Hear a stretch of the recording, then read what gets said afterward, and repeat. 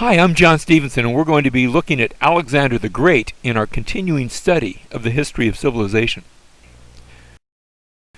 We've already talked about cities like Athens and Sparta and even Thebes, and they're going to come up again in our story. We've mentioned Ionia, but we've almost passed over Thrace and Macedonia, and the Greeks probably had as well, but now Macedonia especially is going to come to the forefront. You never would have heard of Alexander the Great if it hadn't been for his father, Philip of Macedon. And Philip himself was quite an extraordinary figure. As a young man, he had been taken hostage as a part of a negotiated peace settlement, and he had found himself in Thebes at a time when Thebes went to war with the infamous Spartan military. And everybody thought the Spartans just couldn't be beat. And yet he saw the Spartans suffer a great defeat at the hands of the Theban military. Normally what would take place when you'd have the two armies that would sort of go up against each other, they'd form in nice straight lines, and then at the appointed time they would clash together, and whichever army pushed back the other one, that would be the winner. But the Theban military, on this occasion, had a secret weapon. What they did is, instead of lining up straight, they lined up in what we call an oblique order. And that meant when the Spartans came at them, the Spartans didn't really know what to make of that, and their lines got sort of all out of line, and that allowed the Theban military to defeat the Spartans. Philip was an eyewitness to this, and he learned this lesson, and he decided to do something with it.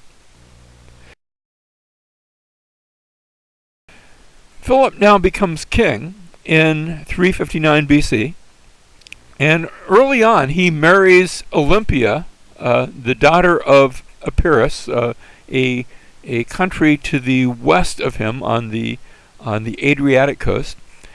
And he not only marries Olympia, they have a son together, a son that's going to be Alexander, and she has quite a bit to say in this marriage. She's a fiery-tempered woman, he's a fiery-tempered man, and it must have been an interesting marriage. So Alexander is born to that, and we have a number of stories about Alexander even while he is still a youth.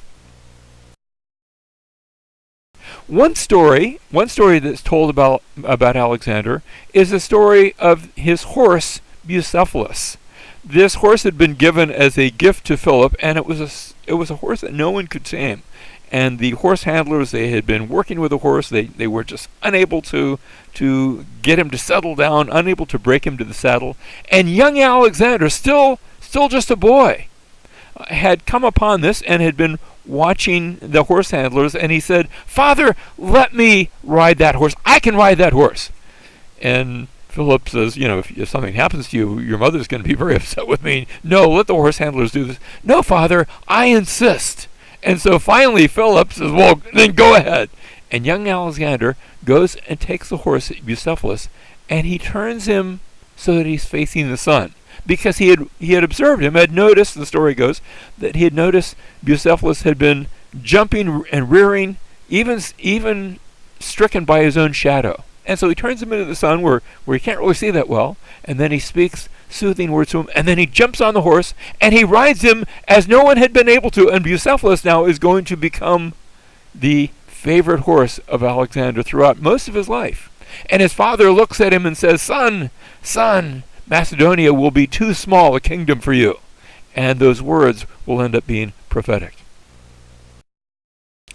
Another story is told about how some Persian envoys, and remember that we said that Persia is not going to invade Greece again. Instead, what we will see is that we'll have Persian envoys coming to Athens and Sparta and Thebes and other places, and they're going to get the Greeks to fight among themselves, and the Greeks have been happily complying with this. These Persian envoys, though, they come to visit Philip, and while they're waiting to see the king, Alexander comes in and he begins questioning them about the quality of the roads into Persia and the quality of the Persian army. And they're very impressed with this young fellow, this child, who's asking all sorts of penetrating questions regarding military and supply lines and things like that. As he approaches his teenage years, Alexander is going to have a tutor in the person of Aristotle. And we noted last time that both Socrates, but especially Plato and Aristotle, had embraced the concept of the wise philosopher king. And so perhaps Aristotle has it in mind that he's going to try to raise up a wise philosopher king, and maybe to some degree he's going to succeed as he shapes the mind of this young man. We mentioned the army of Philip. Another change that Philip is going to make to the army as we're getting up to the point where Alexander will eventually be taking over the country. It was customary for the Greeks, as we said, to line up, and they would have their shields, and they would have a spear of about 6 to 8 feet long as these two military mights would clash. Philip is going to introduce another change. The change that he will introduce will be the Macedonian phalanx, in which the spears will be extended to about the length of 18 feet. That's much bigger than anyone had seen before. And they would train with this and be able to move as a giant pincushion, just moving forward in mass. Now, a phalanx has to be very well trained because they can't turn on a dime. Once they're moving in one direction, they're going to be going in that direction for a while. And so the tactics are going to require to take that into account. At the Battle of Chaeronea in 338 BC, Philip leads the Macedonians against a combined alliance that has Athens at its heart. And Alexander, even though he's still a teenager, he's leading the left flank, his father on the right flank, and he's one of the major commanders in this battle. It's a battle that sees the Athenian League defeated, and Philip marches on Athens, and he doesn't destroy Athens. He gets there and he says, I just want you to recognize me as an equal, and I want to be a part of your league, and I want to chair that league. And Athens, that had not in the past bowed the knee to Persia, agrees now to see Philip as the head of its league. Now, the relationship between Alexander and Philip was not always that good. Young Alexander, as we said, Philip could be rather fiery-tempered, and so could Alexander. And this was exasperated when Philip took a new wife. Of course, the Greeks, and especially the Macedonians, they were comfortable with the idea of having multiple wives. He takes a new wife to cement another alliance of another Greek state with his. And his father-in-law, who's probably about his age, but his father-in-law gives him a toast and says, May this new wife bring you an heir to your throne. And Alexander is saying, well, what does that make me? If you're talking about a new heir, I am the heir. I'm the one who's in line for the throne. And this develops some anger over that. And Philip and Alexander, they quarrel, and this is during a big feasting and drinking celebration, and they each draw their swords as if to come at each other, and Philip is so drunk that he falls down on his face, and Alexander taunts him and says, this is the one who would go against the Persians, who would march into Asia. You can't even march across the room. And that's not going to endear him. And for a time, Alexander goes into exile. Now he's brought back after a couple of months, and he still is the one who's next in line for the throne. But then, and so they do reconcile. But then Philip is at a great meeting, and Philip himself is assassinated. And he's assassinated by the captain of his bodyguard. What had happened is there had been a great insult, sort of an in-house insult by that captain that had been done against the captain. Well, no nice way to put this. He had been raped by some of Philip's friends, and instead of doing something about it, Philip just sort of laughed it off. And so now Philip is assassinated, and people wonder, did Alexander have a part in that? I think he probably did not, but who's to say? And now Alexander is going to become the new king of Macedon. He's still very young.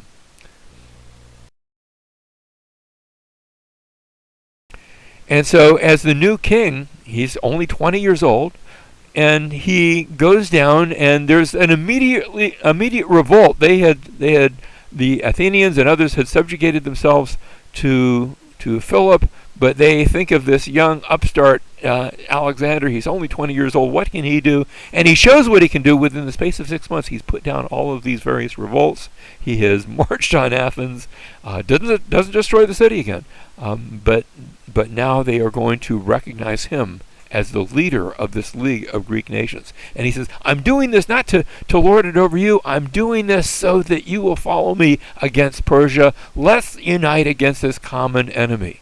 And so in 334 BC, he leads his forces, his ships, across the Hellespont, and he takes a spear and he plunges it into the soil of Asia, saying, this is the first step. I am attacking the Persian Empire.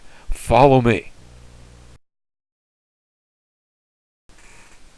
The Persians respond by gathering the local Persian army that is there in Anatolia, what we call Turkey today. I'm just going to keep calling it Anatolia.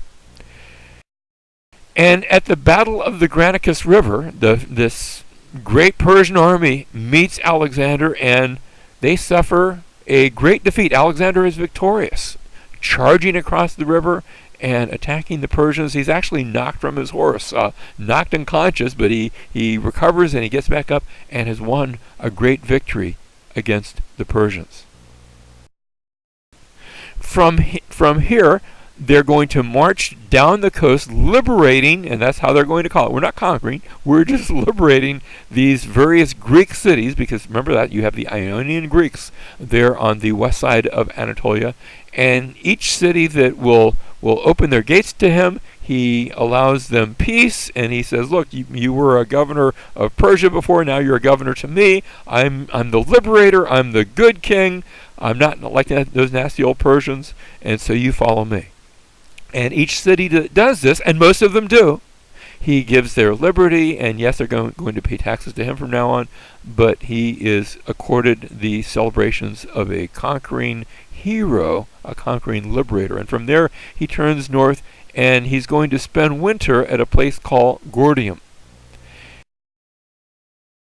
At Gordium, there is what's known as the Gordian knot. In one of the temples, there is this it's a carriage, sort of a carriage chariot that's tied to a post with this very intricate knot that's tied in such a way you can't see the ends of the knot. And the legend has it that whoever can untie this knot can rule the world. And Alexander comes in and he looks at the knot and he takes out his sword and he cuts it apart. And he says, I'm going to rule the world. Well, from Gordium, he moves southward now as he crosses these Sicilian gates. And there's a pass in the mountains as he's going to cross by these gates. The Sicilian gates is guarded by the Persians, but they've only got a small contingent. And if they'd been ready, if they'd been watching, they could have held up his advance right there. And really the thinking was that this small contingent would. And yet he surprises them, and he bursts through the gates and on past the Tarsus mountains. And now he comes to a place where he's going to meet the king of all of Persia. Darius III himself is going to be leading the army. And of course, they don't know. They don't have internet, and they don't have telephones, so they don't know exactly where each other is. But Alexander now, he's going to move around the Gulf of Issus as he's he's planning on making his way southward. And meanwhile, Darius is waiting for him. And Darius comes in from the north and actually cuts off his supply lines. Comes in behind Alexander. And Alexander realizes where he is. And so he turns and pivots. And they're going to fight a second battle between the Persians and the Greeks at the river Issus, in this Gulf of Issus.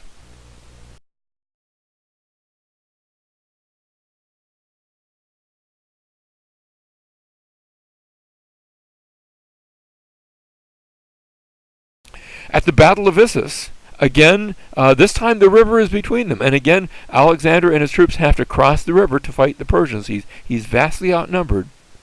And so, again, using the phalanx and using that idea of the lines that are going to be pivoting, Alexander is going to command, and he always did. He commanded the right wing of his forces, and he leaves the left wing in charge of his aged general Parmenio, who had been a general under his father Philip, and they're going to attack across the river. And the river supposedly is about chest high, so it's a real challenge to cross the phalanx across this river. And yet they begin to do that, and Alexander is always there with his cavalry on the right wing.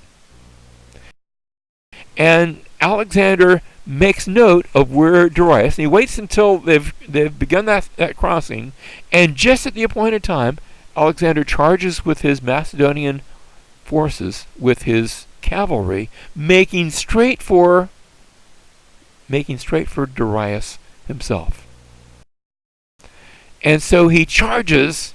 He's not commanding his force from behind lines. He's at the front of the lines, charging personally, and his men are following him as they make straight for Darius. And Darius sees this wild man coming for him, and Darius jumps in his chariot, and he runs from the battlefield. And Alexander has won the battle against Darius. From here he's going to go southward, and he's actually already captured he's defeated Darius. Darius has run away. Of course, Darius is going to run back to the east and gather another army. But meanwhile, he's left not only his luggage and his tents, he's even left his wife and daughters behind. And Alexander has captured them. And Alexander, he comes to them, and they're expecting to be mistreated and treated just terribly. And Alexander says, No, you're going to be like a mother to me. You're going to be like sisters to me. And he treats them with respect, and he sends them home. And it said, and you don't know if it's true or not, but it said that the wife of Darius said, "Oh, how I wish that was my son," because he's acted in such a kingly manner. Well, Alexander moving south. Each city that will surrender to him, he will allow to continue and to prosper. But he comes to Tyre, the city of Tyre, and they say, "No, we won't open our gates to you."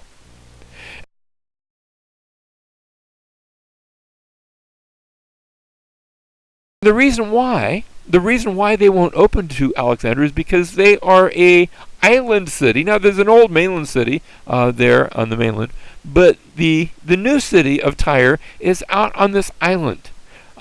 And Alexander, he doesn't really have much of a navy to speak of. Yes, he had enough ships to get him across the Hellespont, but he's largely being supplied on land. And the Phoenicians, they're known as the naval power in the world. And so they say, "Well, you can't reach us, and we're not going to open our gates to you." And Alexander says, "Well, we'll see about that." And beginning in 333 and on into January and throughout the entire first part of the year of 332, Alexander begins to construct a causeway, a mole, that will reach from the mainland all the way out to the island city. And for supplies, he'll go throughout that old city, which part of it's there and part of it's in ruins, and he'll tear down that old city and use that and just throw the city into the sea. Cross beams and building blocks, and he'll spend these 6 or 8 months building this causeway with the result that the old city will, in its entirety, have been cast into the sea as he builds this causeway all the way out. He builds this causeway all the way out to the island city of Tyre, so that his land forces now will be able to march across the causeway, and they're going to capture the city. The fall of Tyre takes place on July 29th, 332 BC, as his forces now have built this causeway, and they've gathered some ships as well, and they now attack the city of Tyre, and they take it, and they destroyed it. It had been a 7-month siege, and now the city is captured. And what's striking is that the book of Ezekiel actually gives a prophecy, Ezekiel 26, beginning in verse 2, where it says, Son of man, because Tyre has said concerning Jerusalem, Aha, the gateway of the peoples is broken, it is open to me, I shall be filled now that she's laid waste. Therefore, thus says the Lord, Behold, I am against you, O Tyre, and I will bring up many nations against you, as the sea brings up its waves. And God had done that. Babylon had come up against Tyre, and Persia later on hadn't actually attacked Tyre, they had just become its rulers. And this prophecy against Tyre said that many nations are going to come against the city, and her walls and towers are going to be broken down, and the debris of the city would be removed, and Nebuchadnezzar would attack, and Nebuchadnezzar did. This prophecy was fulfilled in its entirety. But then the prophecy goes on to say, in verse 12, that the stones and the timbers would be eventually thrown into the waters, that many nations would come, and now its stones and timbers would be thrown into the water, and that Tyre would be a bare rock and a place for the spreading of nets. And you can go to the city of Tyre today, and that causeway is still there. In fact, the sand on either side is sort of grown up so that the island has now become a peninsula connected. And there's a little fishing village on the end of that point, where it is literally, even today, a place for the spreading of nets. As the city itself, as a great city, would not be rebuilt. There is a city of Tyre today, but it's down the coast a few miles. And it is not the original city that was thrown into the sea and never recovered. Alexander, after the fall of the city of Tyre, he continues southward, and he comes to Gaza. And now we're in the land of Canaan, and Gaza has to be besieged, and he besieges Gaza. And while he's there, he sends forces for supplies, and some of those forces come to Jerusalem.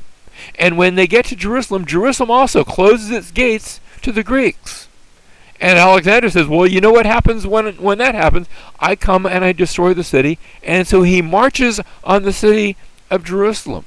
And Josephus tells a story about how the high priest in Jerusalem takes a copy of the scriptures, and he takes all the other priests, and they go out to meet Alexander outside the city gates. And they come to Alexander, and they show him the book of Daniel from the scriptures. And Josephus tells us when the book of Daniel was shown to him, wherein Alexander declared that one of the Greeks, remember the Daniel chapter 11 talks about a Greek will rise up and do mighty things and conquer the world. And Alexander sees this written in the Hebrew scriptures about how one of the Greeks should destroy the empire of the Persians.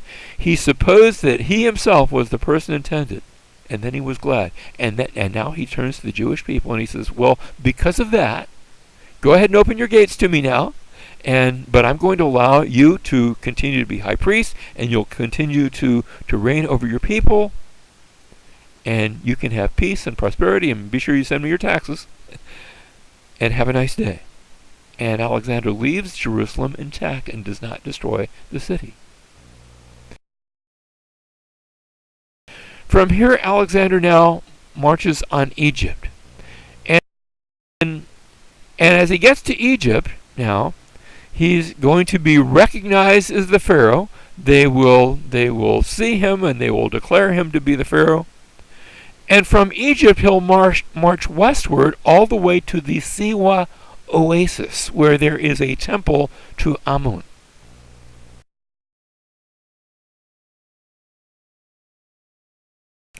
He marches across the desert. This was no easy task. It's fierce desert. It's harsh. And he arrives at the temple of Amun. And he goes into the temple. And he allows them to crown him as Pharaoh. But remember, the Pharaoh in Egypt was considered to be a god.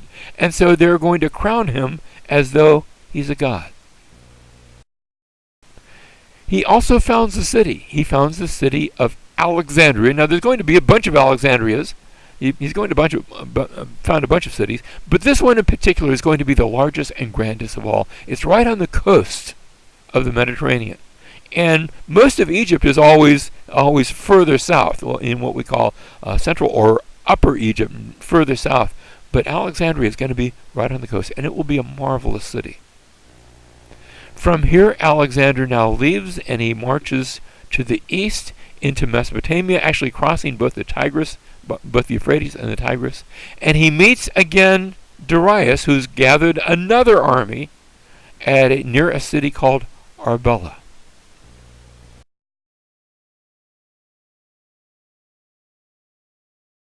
And here at the Battle of Arbella, Alexander is outnumbered by an enormous margin, perhaps, 5 to 1, 6 to 1.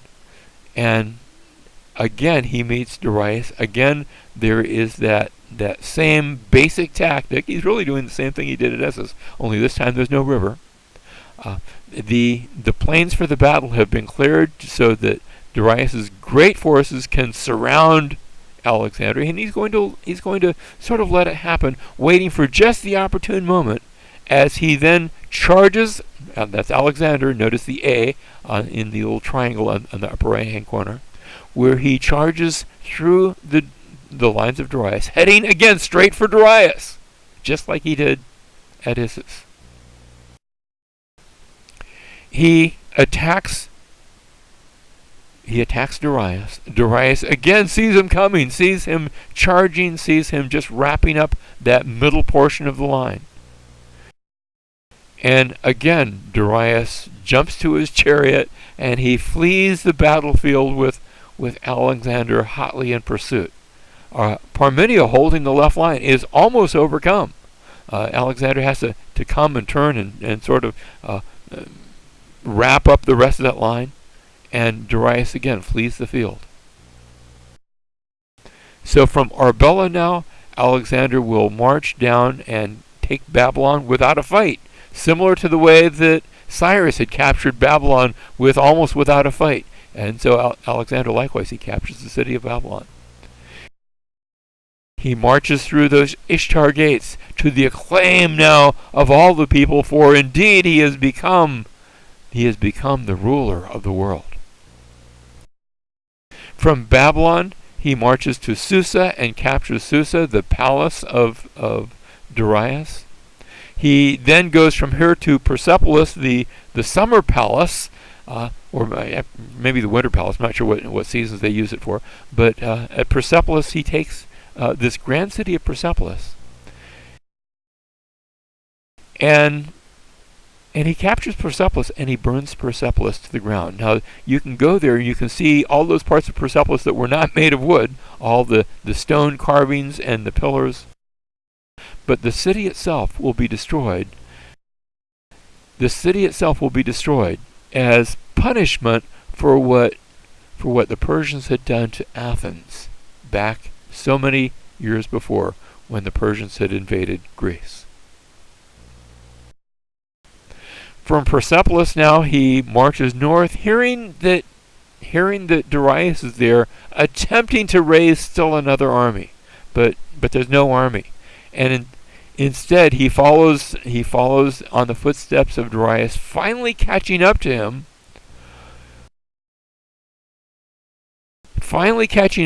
Only to find that Darius has been killed by his own men, murdered by his own men, and he takes Darius's body. He treats it with respect. He's going to have it returned and buried with all royal honors as he continues his conquest of the Persian Empire, and punishing those who had murdered their king. It was one thing for him to come after Darius in a battle. He thought it was inappropriate for a king to be murdered by his own people. In the years that follow, Alexander continues his conquest, marching into what we call Afghanistan, all the way through the Hindu Kush into India.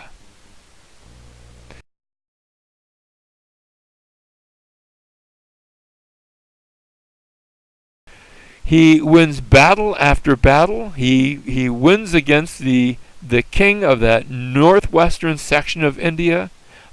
Big giant of a man, the story is told. And when he has defeated him, this king says, "Well, what do you want from me? You've defeated my army." And Alexander comes and says, "I now want to be your friend. I want you to swear loyal to me. We will swear oaths of loyalty to each other, and you will be part of my empire." As part of this process, Alexander takes a wife and also has his soldiers likewise take wives, not Greek wives, but wives from the Persian Empire, because his goal is nothing less than to take the Greeks and the Persians and to try to make them into one. He continues his battles against India until finally his soldiers say, "Please, we've gone far enough. We've gone to the ends of the earth. Can we please turn back and go home? We long to see our homeland again." And Alexander, he never loses a battle until finally he says, "No, let's go fight one more." And they say, "No, we won't go." And he takes a rowboat and crosses the next river. And they just sit on the bank of the river watching him. And after 3 days, he finally turns around and he comes back and he says, okay, I'm going to take you home." And now they're ready to follow him home. He's won every battle. He's won against the Indian elephants. In fact, he's going to take that, and that's going to change the face of the way the Greeks do battle. They're going to take this idea of using elephants, and they're going to incorporate that into the Greek armies from now on. Marching back home toward Babylon, he marches them across the desert this time, and so extreme is the temperature that men are just dying in the desert.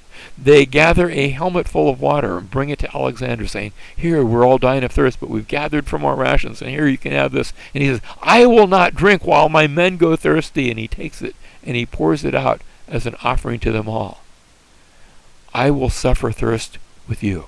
And he does, and yet they finally make it across that terrible desert journey. The extent of the empire that he has carved out from one end to the other is the same, actually is greater than the distance that we have going from San Francisco to New York City. When you look at a map of the United States and superimpose it onto the map of Alexander's empire, you see the total extent of the greatness of this empire, marching across the known world and then coming back. Alexander comes back to Babylon, and there he falls sick.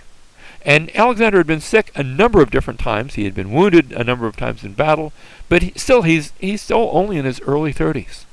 And he gets very ill. Was he poisoned? We don't know what brought this about.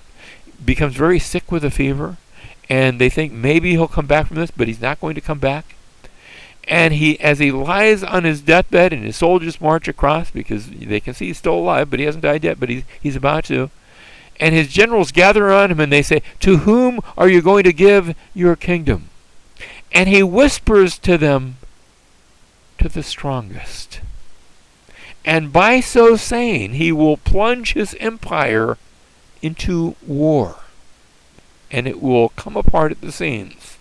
And we'll see that next week. But before we move on,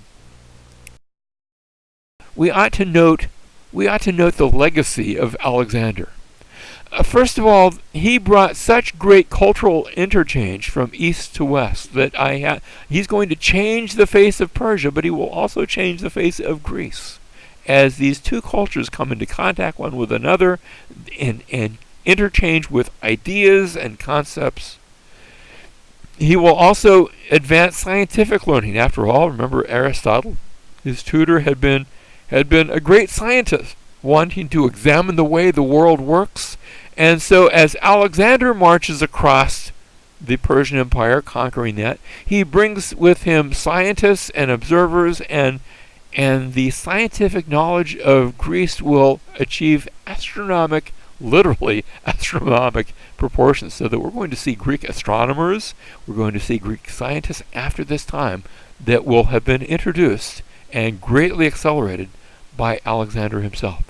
We'll also see what we call Hellenization, and by that we mean that Greek culture now will spread across the entire ancient world, and with that Hellenization, or we could call it Greekization, but that's not a good word. After all, the Greeks called themselves, remember, Hellas.